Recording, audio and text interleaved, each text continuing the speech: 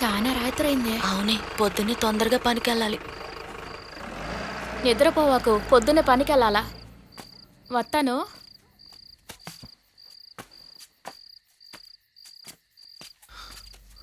Murali,